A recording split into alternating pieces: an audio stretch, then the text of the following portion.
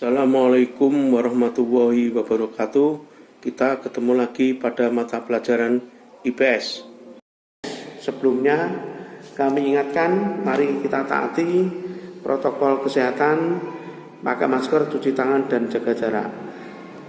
Tema yang saya ambil adalah interaksi masyarakat. Interaksi masyarakat itu apa? Hubungan timbal balik yang dilakukan oleh manusia atau oleh masyarakat dengan masyarakat yang diwujudkan dalam bentuk aksi dan reaksi, sehingga terjadi interaksi.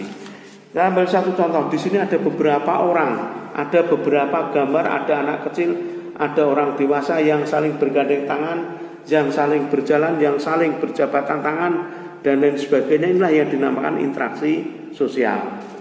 Kemudian yang berikutnya, bentuk-bentuk interaksi sosial itu ada 3. Satu, berbentuk interaksi antara individu dan individu. Artinya interaksi sosial antara individu dengan individu. Interaksi sosial individu dan individu itu adalah hubungan timbal balik antara person, perorangan, dengan perorangan antara individu dan individu yang saling berinteraksi. Contohnya ini, ada 2 orang, ada 2 anak. Dia itu duduk bersama tapi saling berinteraksi, saling ngomong-ngomong, saling mendiskusikan masalah. Yang kedua, misalnya ada orang bertemu di jalan, 2 orang ini saling menyapa. Nah, saling menyapa ini adalah wujud daripada interaksi individu. Kemudian ini juga ada orang tua yang memberikan pelajaran kepada anaknya di rumah. Ya, ini saling berinteraksi, saling berinteraksi sehingga ada umpan balik. Ini yang dinamakan interaksi antara individu dan individu. Yang kedua, interaksi antara individu dan kelompok. Itu artinya interaksi atau hubungan timbal balik antara seseorang individu dengan kelompok yang lain sehingga melakukan interaksi.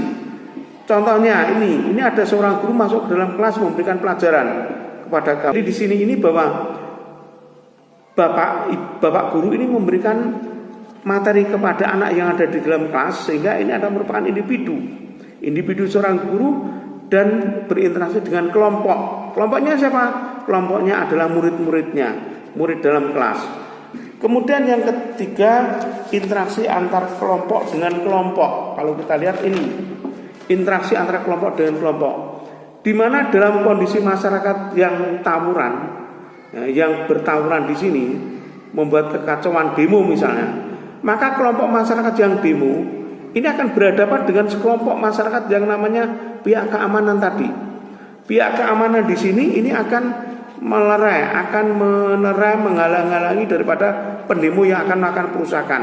Maka di sini kelompok keamanan yang diwakili oleh polisi dengan kelompok masyarakat yang akan melakukan perusakan atau demo. Kemudian yang berikutnya adalah syarat-syarat interaksi sosial. Pertama, interaksi sosial itu harus ada kontak sosial. Kontak sosial itu yaitu artinya hubungan antara satu pihak dengan pihak yang lain untuk melakukan interaksi atau saling berkaitan atau ada hubungan timbal balik.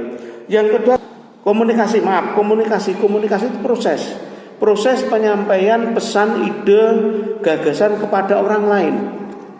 Kemudian syarat yang ketiga itu adalah tindakan sosial. Artinya tindakan sosial itu suatu proses yang mampu mempengaruhi seseorang untuk mengubah sikap, perilaku setelah dia mendapatkan pesan dari orang yang menyampaikan komunikasi.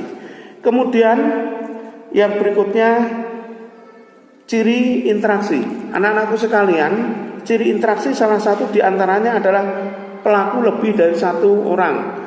Artinya pelaku lebih dari 1 orang. Yang kedua, memiliki dimensi waktu. Artinya bahwa interaksi itu dapat dilakukan kapan saja.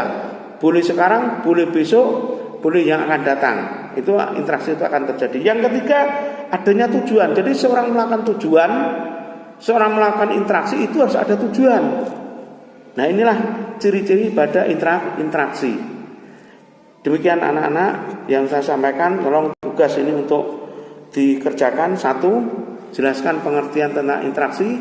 2, jelaskan pengertian tentang kontak sosial. Dan yang ketiga, sebutkan syarat dan bentuk interaksi sosial. Silakan nanti kamu kerjakan kemudian share di kelas IPS masing-masing.